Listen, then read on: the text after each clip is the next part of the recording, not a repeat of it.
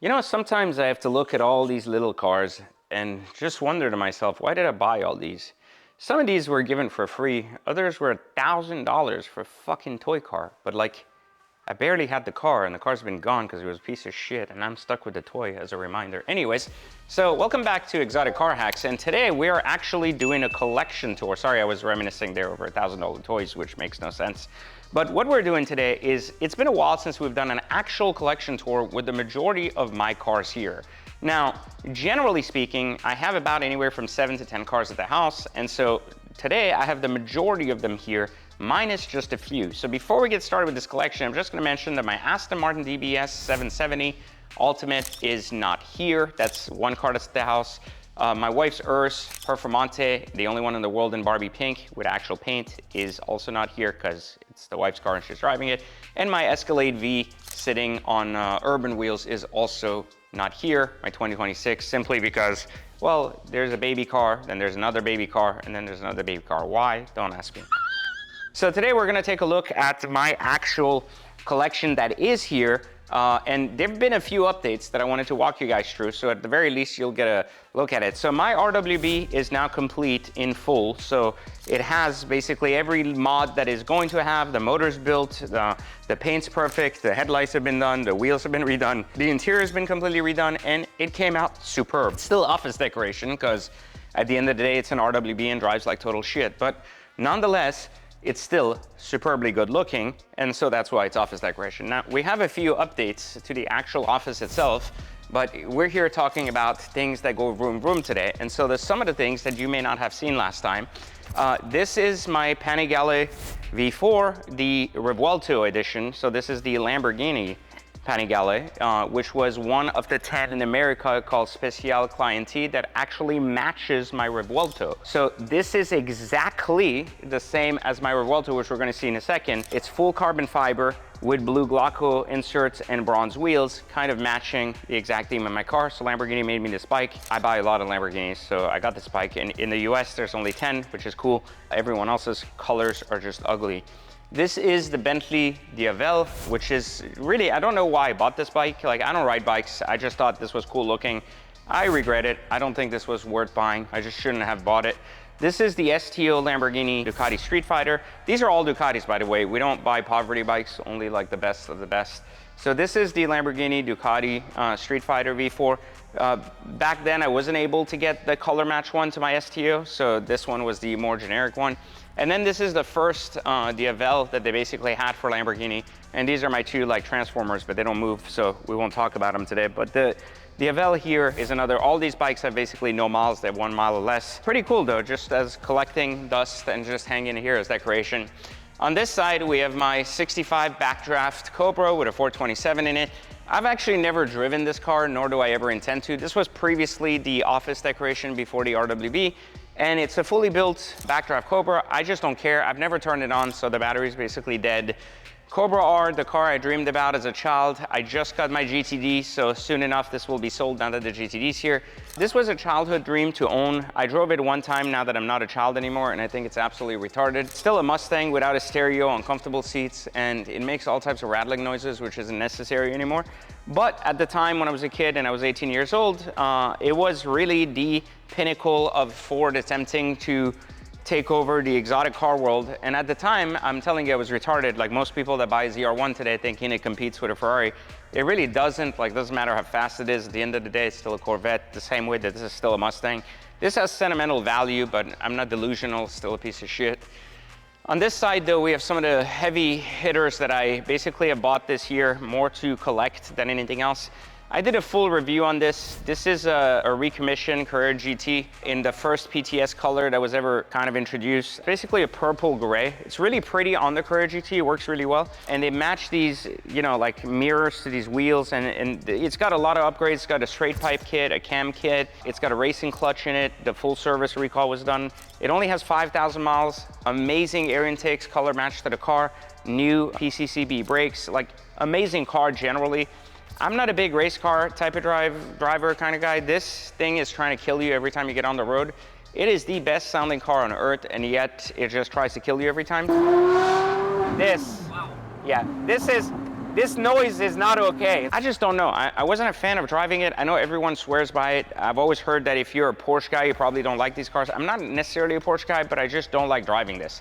I adore the car generally, and I understand its value proposition. When I bought it, it was like $2 million. Now they're selling in the fours.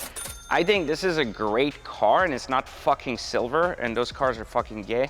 So it's a great car. It's just not necessarily a car I want to drive. That's why it's up here more as decoration.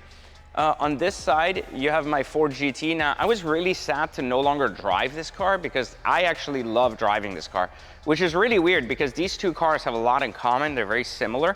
But yet this particular one just drives, is so easy to drive and engaged and just amazing.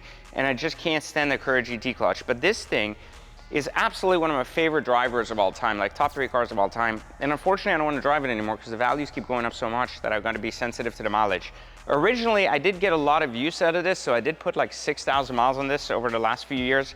This is probably one of the longest cars I've ever owned over the last maybe, I've owned this car like over 3 years now. I think it's been like 4 or 5 years. I bought it in like 2020, so it's been longer. It's like 6 years ago. I sold it once, bought it back like 6 months later, and it's been, you know, driven ever since. I only recently retired it. It's a Whipple 4-liter, 1,000 horsepower Ford GT, and it's probably the best driving car, like I said. This is my fully restored F355. I did a lot of work to this car. I recently bought it on Bringer Trailer, and it was very cheap when I bought it. People said I was crazy. I've fully restored this car. Like engine out service, every gasket replaced, every little paint imperfections perfected. I put HRE wheels on it, big brake kit front and back, full exhaust headers and everything from top to back. Put Sparco race seats in it, MoMA steering wheel, redid the shifter housing, did everything on the interior in carbon. And the car was basically red on tan, and tan looks like shit as these cars age.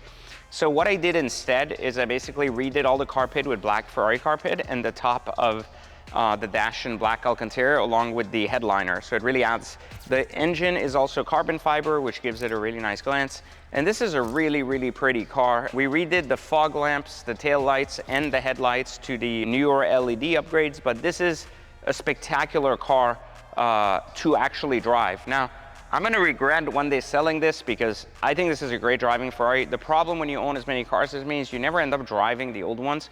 That's why I put it up here, even though I built one of the best drivers version of the F355, I just decided I'm not gonna drive it, and I'd rather just get rid of it down the road. It'll just keep going up in value, so I might as well just keep it for now. So down here, now we're going to go into the dungeon, which is where all the cool cars are. So I'm gonna warn you, like, we've been upping on the car collection, and I've been keeping a lot of these cars longer now, which is pretty cool for me, but you're about to see what I consider to be one of the most diverse and exciting car collections available in the United States. So I hope you're ready. Let's go in.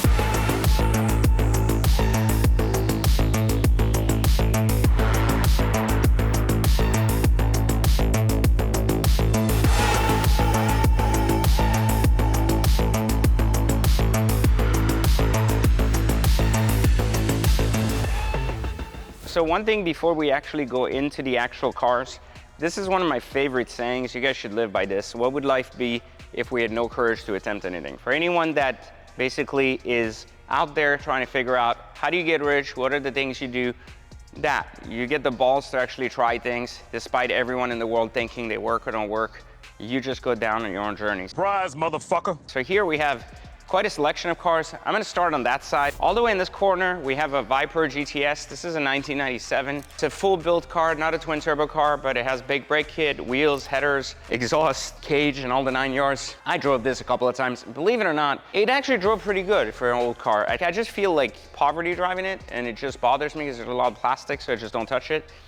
On the other side, I have what I call one of my favorite Vipers of all time, the ACR Extreme in competition blue. I put white HRE wheels on this, a few carbon fiber upgrades, very low 3,000 mile car. Very exciting car to drive. I'd never expected to like this. I originally bought it as an investment. It actually drives pretty good. This is my new Ferrari Pista Spider. This is a Bianco Fuji car with a blue stripe, and every part of the outside that could be carbon is basically blue carbon. It has blue matching seats with white stripes, which is a reverse. It's got a full Novitec exhaust, and it's sitting on a set of HRE P101s in brushed frozen gold, which is absolutely stunning of a car. One of my favorite drivers, even though I'm not a big Ferrari fan. This you guys probably have not seen on the channel yet. This is my new GTD. This was just delivered like a week before this video. This is Ruby Star paint. This is not a wrap. So this was my 101 GTD, which was made with the performance pack, so all the carbon options, and then Ruby Star paint. It has the titanium trim upgrade inside. Very interesting car, a lot more coming to the channel to talk about this. I have mixed feelings about this. A lot of people, you know, are like, well, why would you buy this if you shit on this ZRX one? And the answer is really simple. I feel like anyone can buy a ZRX one. Not everyone can buy a GTD, and so there's a more collectability nature to this than a Corvette that's just a special trim. The same way that I wouldn't own a Shelby GT500, this is a little bit different, but I also am not delusional. I don't think that just because this has better numbers than maybe some cars here, it somehow makes it a better car. It's still a fucking Mustang. Let's just face reality. It is what it is.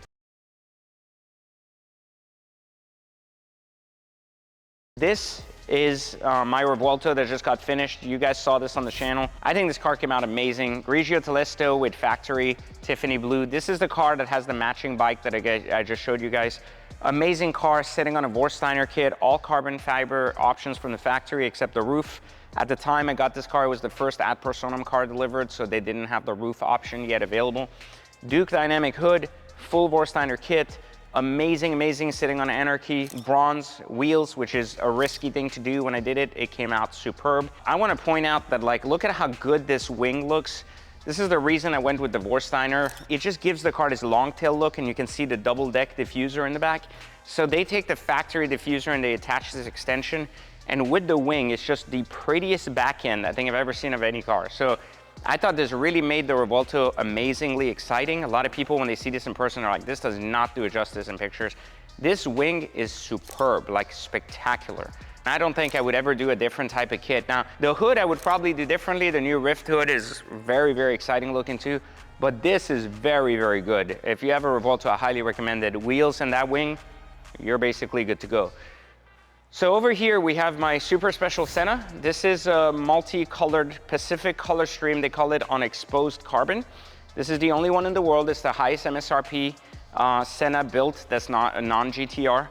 This is gonna be worth stupid money down the road. I mean, stupid money. And it is the most interesting and exciting Senna in history. I don't think you can top this from a design standpoint. When I bought this car, I fully realized what I was buying. There's a number for everything, but it doesn't really get driven. It's just superb. You know, like it's just, you can't get better for a Senna. So just feel like you just have to like keep it forever.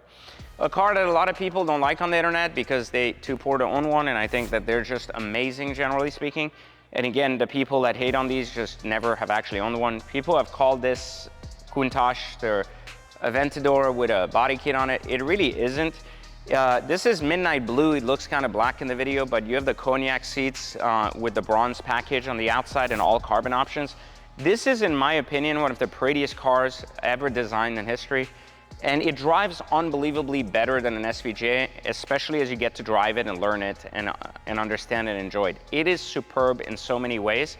And I just really wish more people got to experience this car, because I think this is the one hypercar from Lamborghini that's just misunderstood and just worth every dollar of the 2.8 million that it cost originally new.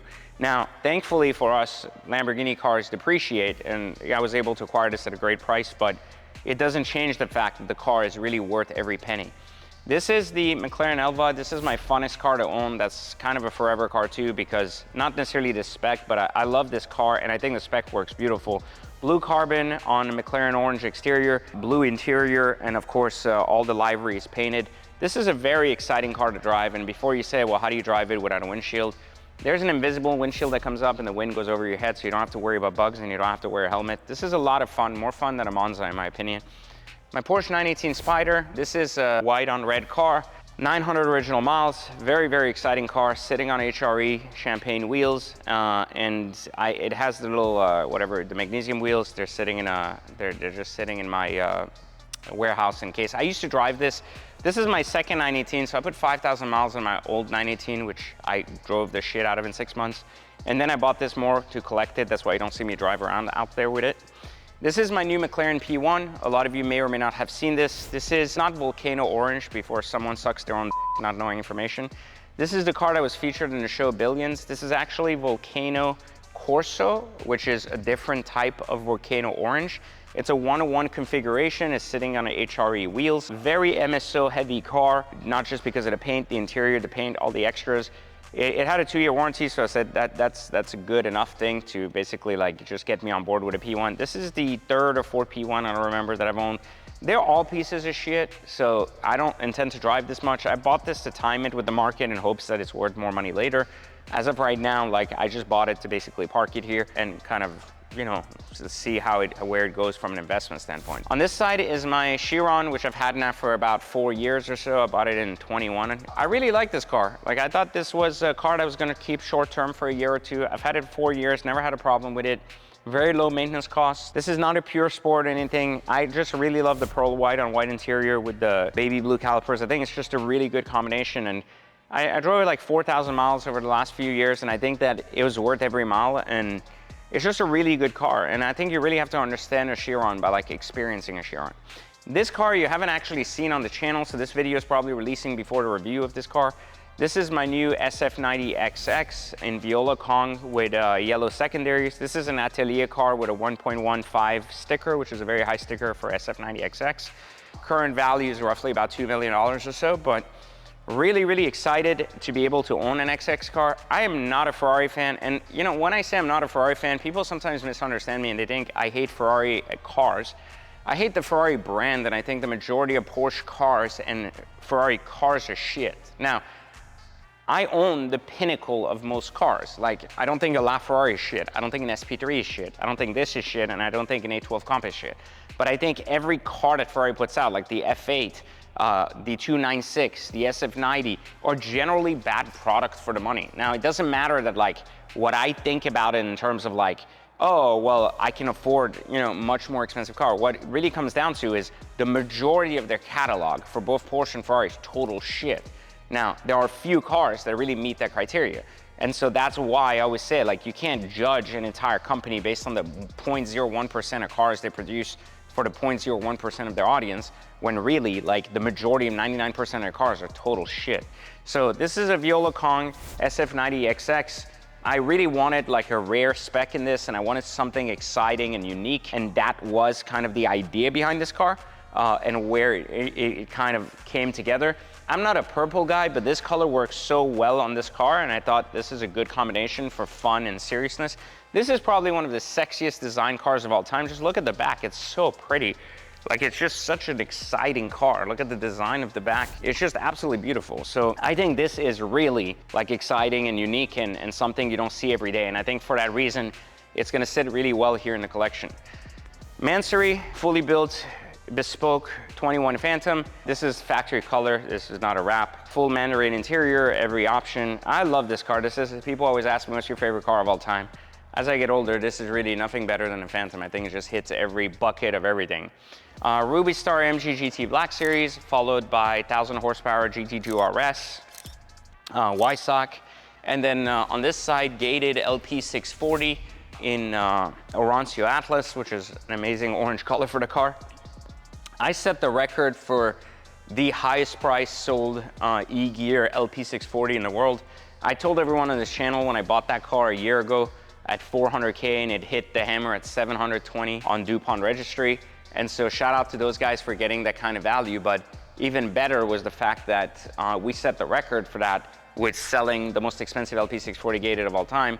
And so during that auction, I bought basically this car, which went up in value because of the auction. And this is a really fun car to drive with the gated manual. This is my A12 Competizione, which I really like, in an electric blue. This was a Charles Leclerc car. That's why it has the number 16. It's signed by him in the back. It's a tailor-made car with an amazingly high sticker and a beautiful specification. It has an Novitec exhaust, spacers, and suspension for that perfect stance, etc. So really, really pretty car, really exciting. But this is basically all the cars here in my collection today. And I had a chance to have them all here, specifically sitting, especially with the new SF90XX here. So I thought I'd tell you guys to come and check it out. So let me know what your favorite one is in the collection. Make sure you like, subscribe, turn on notifications, and then make sure you let me know in the comments, like, if you could only have one, which one would it be? I'll catch you next time for Exotic Car Hacks.